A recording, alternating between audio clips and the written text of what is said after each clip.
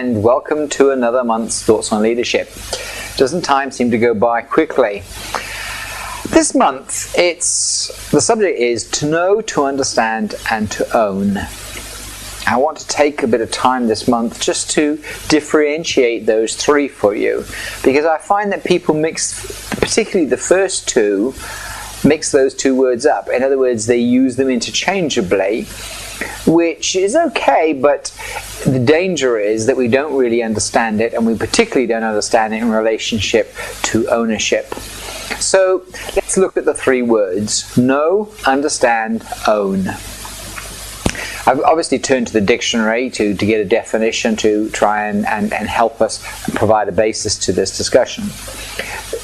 Dictionary definition: know is to perceive or understand as fact or truth, to apprehend clearly and with certainty, to be cognate or aware of, to be acquainted with. So that's the definition of to know. When I know something, I have an awareness of it, if you like. To understand, to perceive the meaning of, grasp the idea, comprehend, to be thoroughly familiar with, apprehend clearly the character, nature, and the subtleties of something. Now, let's just stop and look at those two for a moment. I can know something, but that doesn't mean I can understand it. And that's the difference there. So, to know is to be acquainted with it. To understand is to grasp the idea of it, to be able to apprehend clearly the character, the nature, and the subtleties of something. So, for instance, I know the game of golf. Being aware of the game of golf doesn't necessarily mean I understand the game. Okay? I can know that it's important for a driver to be able to drive a car. Doesn't mean I understand what's required in driving a car. I can even know what a driver needs to do. That doesn't mean I fully understand the subtleties of driving. Okay, so there we have a difference between knowing something and being able to understand it. So where does this word own come into it? Why do we use the word own? Okay, let's look at what the definition of own is. To have or hold as one's own, possess, to acknowledge it as one's own, to recognize as having full claim of it, and authority over it, and power over it, and domination of it. Now, what does that mean? Okay, let's think about this. If I know something, I'm aware of it. If I understand it, I appreciate the subtleties of it. When I own it, I have got to the level where I have made it mine. In other words, I have made myself responsible for what happens when I'm applying my knowledge and understanding. Are you with me?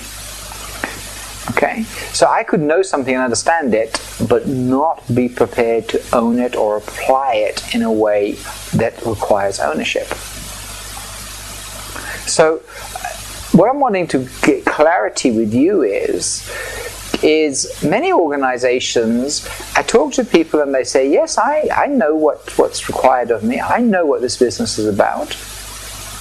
And they talk to me and say, yeah, I understand why it's important and what it means.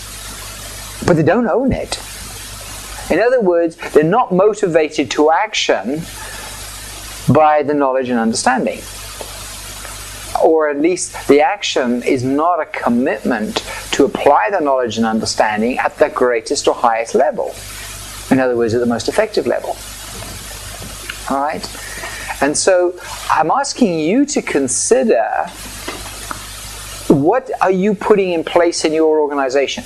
In your organization, when you put in, for example, systems and processes, are you teaching people what the process is and how to use it?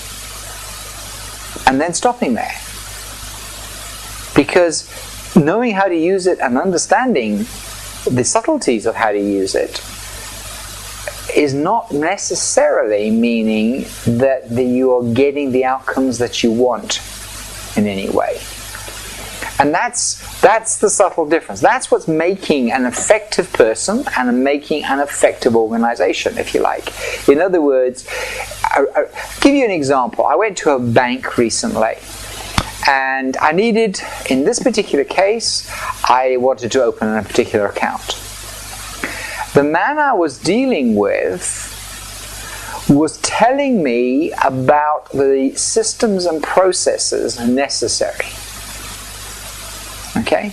Now, as with all of these things, okay, there are things here which there's a rule and regulations for, which is fine, but the reason for those rules and regulations being put in place don't really apply to this particular person or this particular circumstances. And so all I was getting from him was his knowledge and his understanding of what was required for me to open this particular account. And of course, as a result of that, there was things he was telling me I couldn't do. Okay?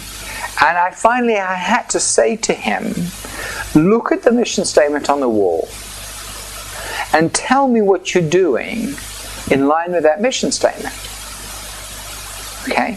And again, he demonstrated he knew about the mission statement. He demonstrated that he understood the importance of the mission statement, but he couldn't apply it to my circumstances. So finally I said to him, I don't want to know what you can't do. I want to know what you can do to provide me with this service. In other words, stop telling me about what you know about the systems and the rules, and tell me what we can do to achieve the result I need to achieve. In other words, apply it and own the problem, own the situation, own the circumstances that we are faced in the here. Okay? And with questioning him and prodding him in those lines, he was finally started to move on it. But I can honestly say that he never fully owned our relationship. Okay? And that's the key here. Do your people own the relationship with the customer? Okay? They know your rules, they understand why those rules are in place, but do they own the relationship with the customer so that they know how to apply them, understand the importance of applying them, and then can apply them in a way that satisfies both your regulatory or other requirements and the customer's needs. I go to another bank, and the lady tells me the rules say this because of financial regulations.